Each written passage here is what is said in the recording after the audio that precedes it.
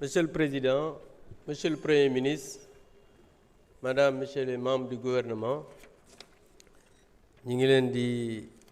baalu àq ci koor gi di leen ñaanal kooru jàmm. Monsieur le Premier ministre, notre pays est secoué depuis quelques jours par une succession de scandales autour d'une transmission de VIH par des personnes dites homosexuelles. Cela a relancé de façon insistante l'engagement que vous aviez pris de criminaliser ce délit. Je rappelle que notre gouvernement avait bien prévenu que cet engagement n'était fait que pour la propagande électorale, que jamais, selon le renseignement dont nous avions alors connaissance, il ne serait respecté. Et vous nous donnez raison, parce que, Monsieur le Premier ministre, en effet, le 3 décembre 2022, vous déclariez ceci. Quand nous serions élus au Sénégal, la loi criminalisant l'homosexualité sera l'une des premières lois votées. Pourtant, le 18 février passé, le gouvernement dont vous êtes le chef a adopté un projet de loi proposant juste un réaménagement du délit. Puisque vous êtes le chef de la majorité parlementaire, vous nous l'avez dit ici, allez-vous demander à vos députés de faire une proposition d'amendement pour criminaliser le projet gouvernemental? Sinon, qu'est-ce qui vous empêcherait de tenir votre engagement? Monsieur le Premier ministre, jamono yi réew mi dafa am ay coow lu bari muy wàllu góor jigéen te yow sa gouvernement tey jii yow yaay chef du gouvernement ak chef majorité parlementaire bi waaye le 3 décembre 2022 da nga waxoon ne nga ne boo yegsee ci nguur gi ak ñi nga àndal loi yi ngeen di njëkk a voté bokk na ci buy criminaliser wàllu ngóor jigéen ñu gis ne conseil des ministres yi passé def ngeen benn projet de loi ngeen adopté ko ngeen ne da ngeen di gën a diisal li nga xam ne mooy daan yi ci wàllu góor jigéen dëgg la loolu baax na waaye ñuy wax ne comme da nga ne woon dañuy criminaliser homosexualité est-ce que parce que nag loolu ruse la parce que daan yi nga diisal ko ak criminaliser ñaari chose la yoo xam ne bokkul est-ce que di ngeen respecter engagement bi ngeen xam ne jëloon ngeen ko pour criminaliser homosexualité parce que jàpp nañ ne depuis quelque temps li ñuy gën a mettre en avant moom mooy la transmission du VIH sida ndax loolu gis nañ ne lu garaaw la maanaam parce que nag nit ñoo xam ne dañuy jël doomu jàngoro ju mel ne VIH di ko transmettre de manière volontaire c'est très grave mais gis nañ ne ñi nga xam ne dañ leen a inculpé pour acte contre nature maanaam wàllu góor jigéen dañ leen a bàyyi ñu dem donc dafa mel ne dañuy xeex maladie ba pare bàyyi wàllu góor jigéen donc en tout cas su fekkee ne engagement yi nga xamante ne nii jëloon ngeen ko te ba tey respecté wu leen ko dafa am lu tax respecté wu leen ko ñu bëggoon devant la représentation nationale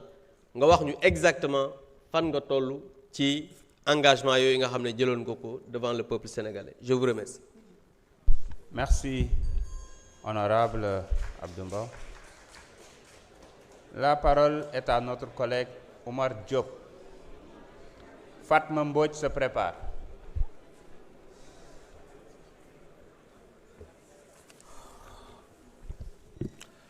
Bismillahi rahmani rahim. Monsieur le Président, maa ngi lay nuyu di nuyu monsieur le Premier ministre ak membre du gouvernement bi nga xamante ne ñoom ñëpp nga àndal. ak boolem sénégalais yi ñuy teewlu ci biir réew mi ak ca bitim réew yàlla sama borom wax na ci alquran wa ja'alnaahum a'immatan yahduuna bi amrina lama sabaru wa kaanu bi ayatina yuqinun njiit yi yàlla tànn te mat sëkk lan doon yàlla sama borom da leen di defal dënd bu yaatu ñu mën a muñ lool waaye ànd ak ngëm goo xamante ne ngëm gu inébranlable lay doon face à toute situation aaya bii su ma ko jàngoon te sa jëmm ji teewu fi du tere xel yu sell yëpp dinañ la xalaat la ko dale ci ca Carpo Blaise sa Ngalandu ba fii may wax ak yow li nga daj ngir Sénégal moom boppam li nga daj ngir Sénégal yilif am koomam suuxat ko mu meññ te yunt li nga daj ngir Sénégal yëpp di yow ci donkaasi gi amul ku ko mos a daj ci landerneau politique Sénégal. kon nag en tant que représentant du peuple maa ngi lay wax monsieur le premier ministre jërëjëf au nom du peuple sénégalais. sama collègue bi nga xamante ne moom ma wutu léegi gàtt fàttaliku dafa bokk ci mandargay jubadi jàpp naa ne ku nekk waroon naa am aise ci wax ci affaire góor jigéen ba mu des ñoom ndax moom léegi mu am un quart de siècle ci législature boolem ñi fi nekk ñëpp moo leen jiitu ci assemblée nationale bi waaye day loolu taxul mu mos a ñeppi gi mu ñëm jëm ci maanaam ñaawlu li nga xamante ne mooy ak ngóor jigéen. bal groupe parlementaire bi nga xamante ne sax ci la bokkoon ñoom saa yu réew mi mosaan góorgóorlu ba indi proposition de loi te ko ci table assemblée nationale dañ koy an tuuri ko ci àll ba kon jàpp naa ne ku nekk war naa wax ci ngóor jigéen ba mu des yéen. bu njëkk góor jigéen buñ ko mosaan jàpp yóbbu ko police formalité rek la leer na ko da day fanaani këram ku gis liy xew fan yi xam ne réew mi am na rupture. may ñëw rek waaye nag foyee xelu sénégalais yi loolu mooy seen marque déposée foyee xelu sénégalais yi ak ñàkk respecté sénégalais yi moo waral tuur deret sénégalais rëyul ci yéen moo waral sàcc deniers publics rëyul ci yéen loolu moo waral bàyyi ngóor jigéen muy law rëyul ci yéen ba boolem diir bi ngeen fi nekk mosu leen cee jéem dara. monsieur le premier ministre dinaa ñëw nag ci question bi nga xamante ne moo nekk ci xelu sénégalais yépp baay yëpp way jur yëpp tiit am njaqare ci lii nga xamante ne mooy ngóor jigéen gi law ci réew mi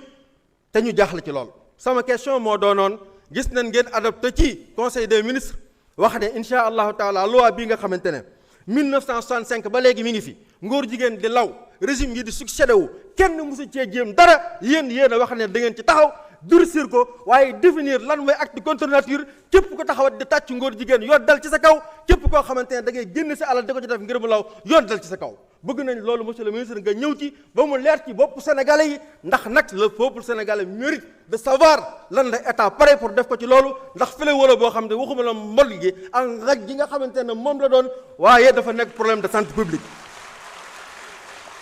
may remercier nag boolem kuréel yi nga xamante ne ñoom ñëpp defoon nañ yitte ngir lii di déviance morale ñu éradiquer ko ci suñu société sénégalaise. monsieur le premier ministre bëgg nañ incha allah loi boobu ñu fexe ba buñ koy modifier mu ànd ak effectivité am efficience ak efficacité ba doon loo xamante ne dina doon miir bopp dina dox suñu diggante ak mbon googu waaye miir boo xamante ne day résister face aux aléas du temps et face aux aléas de la géopolitique mondiale. monsieur le premier ministre nag duma daaneel mukk te ñëwuma ci yow ndax nag ñun ñi jóge woon ci taal jàng yi ñun ñi bàyyi woon suñuy minbar di wax nit ñi waa jàngi wallahi siggi nañu démb bi nga def sa poste da ngaa bind le mot vérité en lettre capitale loolu di ñu wax rapport bi nga am ak dëgg mosoo ñoo jiite ci mbir lu dul da nga ñoo teg ci mutu xala sidixin du buntu dëgg waaye mosoo ñoo génn ci mbir lu dul da nga ñoo jaare ci muxraja sidixin buntu dëgg waaye mosuñu laa gis nga jëf wala nga wax lu dul da ngaa teg sa tànk ci dëgg maqxalu sidixin mosoo la yàlla yaa bi mosoo wax ak ñun ci langue de bois jamono bu nekk lisaana sidixin moom ngay utiliser kon na nga yaakaar te sa xel dal ne sama borom dina defal sultaana nasira ñi nga xamante ne ñoo la bañ ba gis la ak yamale ko gis seeni butit maa ngi leen di wax la Cheikh Ibrahima Diop almasari waxoon borom Daaru Muxti man dalla yajhaduhu aw baata yaxsuduhu fallahu ya'duduhu wastaqat xudira le venin la haine c'est un venin que vous vous inoculez tout en espérant que monsieur Ousmane Sonko va sombrer déedéet le Sénégal va arriver à bon port. Assalaamu aleykum wa rahmatullah.